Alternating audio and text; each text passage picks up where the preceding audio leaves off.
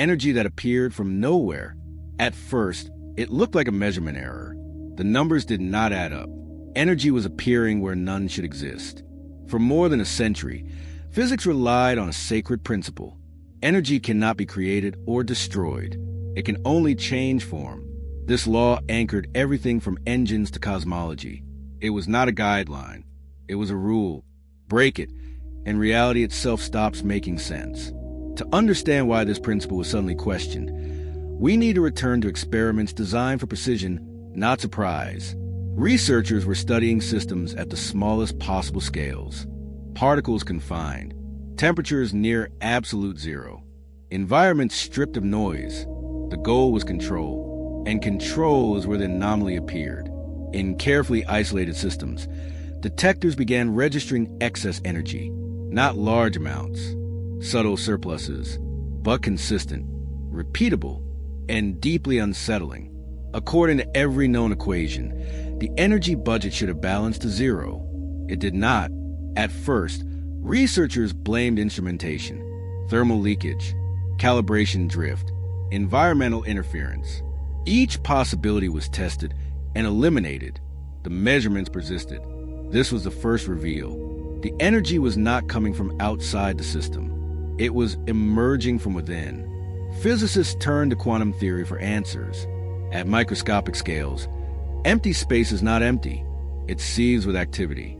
Virtual particles flicker in and out of existence. Fluctuations borrow energy briefly, then return it. Normally, these effects cancel out. On average, nothing changes. But under certain conditions, cancellation failed. Boundaries alter behavior. Constraints reshape fluctuations. What should have vanished instead accumulated. Tiny imbalances added up over time, becoming measurable. Energy had not been created from nothing, but it had been extracted from what we once called nothing.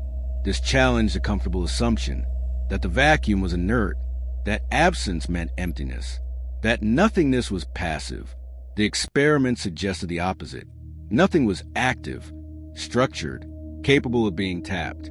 And once that door opened, the implications became impossible to ignore. Because if energy could merge in a vacuum under the right conditions, then conservation was not broken. It was incomplete, and the most unsettling questions were still ahead. As the results spread, skepticism intensified. Extraordinary claims demanded extraordinary proof. Independent teams repeated the experiments under different conditions, different materials, different geometries, different scales. The outcome remained consistent. The effect was real. Physicists began reframing the problem. Energy was not appearing from nowhere. It was being released from configurations previously assumed neutral. The vacuum, once treated as baseline zero, revealed itself as a dynamic field under tension. This was the deeper reveal. Empty space contains structure. Quantum fields permeate everything. Even in their lowest energy state, they fluctuate. Normally, these fluctuations average out. But when boundaries are introduced, mirrors, plates, confinement, symmetry breaks. Some modes are suppressed. Others dominate. The imbalance produces force, measurable energy. This phenomenon was no longer theoretical. It had a name. It had equations. And it had been measured. Yet the conflict sharpened. If energy could be extracted from vacuum fluctuations, even in tiny amounts, what did that mean for limits we trusted? Could this be scaled? Could it be engineered? Or was it a fundamental curiosity, forever impractical? Attempt to amplify the effect faced immediate resistance.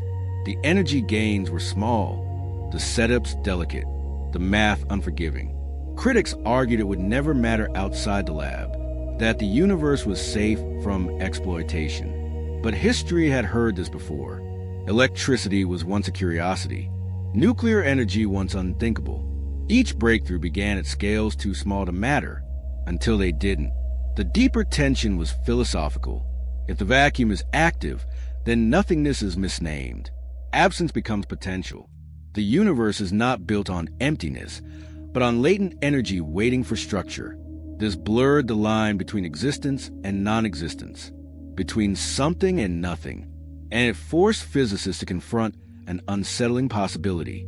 The foundation reality is not inert. It is restless, and under the right constraints, it responds. The conflict reached its peak when physicists confronted the limits of what this discovery implied. If energy could be extracted from vacuum structure, then conservation laws were no longer the final word. They were contextual, valid within boundaries, but sensitive to deeper layers of reality. This realization unsettled more than equations. It challenged intuition. The idea of nothingness as a passive backdrop collapsed. The vacuum became an active participant, shaped by geometry, constraint, and symmetry. Researchers noticed a pattern. The effect only appeared when conditions were exquisitely arranged. Boundaries had to be precise, distances exact, timing controlled. The vacuum did not yield energy freely. It responded selectively. This suggested a crucial distinction. The universe was not leaking energy. It was offering it conditionally. The math revealed why. Fluctuations were always present, but extraction required imbalance. When systems were symmetric, effects canceled. When symmetry broke, potential became accessible. Energy emerged not from creation, but from asymmetry. This reframed the conflict. The question was no longer whether energy could come from nothing. It was whether nothing was ever truly neutral. The emotional tension intensified as parallels emerged across physics. Black holes radiating energy, expanding space generating particles, the vacuum behaving differently under acceleration. Each phenomenon echoed the same theme. Absence was active. Nothingness was structured. The universe, at its deepest level, was not empty space with matter sprinkled inside. It was a sea of fields, constantly fluctuating, restrained only by the rules we impose through observation and constraint. This pushed physics toward an uncomfortable edge. If energy depends on boundaries and observation, then reality is not independent of how it is framed. Measurement does not just reveal outcomes, it shapes them. The conflict was no longer technical, it was conceptual, and resolving it required abandoning the idea that nothing is simple, because once nothing becomes something, even temporarily, the foundations of certainty begin to shift. And the final insight was waiting just beyond that shift. The climax arrived with a reframing that quietly changed everything. Energy did not appear from nowhere. Nowhere was never empty. What these experiments revealed was not a loophole in physics, but a misunderstanding of absence. The vacuum is not a blank canvas. It is a structured field, balanced delicately, waiting for asymmetry to unlock its potential. When boundaries shift, when constraints appear, that balance tilts, and energy follows. This insight reshaped conservation itself. Energy is conserved not against nothingness, but against a deeper ledger, one that includes fields, geometry, and the act of constraint. Nothing is not zero. It is a lowest state, alive with possibility. The resolution was not the promise of unlimited power or forbidden technology. It was perspective. The universe is not built on emptiness punctuated by matter. It is built on continuous structure, where even the quietest layers are active. This matters now because modern science increasingly operates at boundaries, at extremes of scale, at edges of symmetry. As we probe deeper, our assumptions about simplicity keep breaking. The closer we get to foundations, the more restless they become.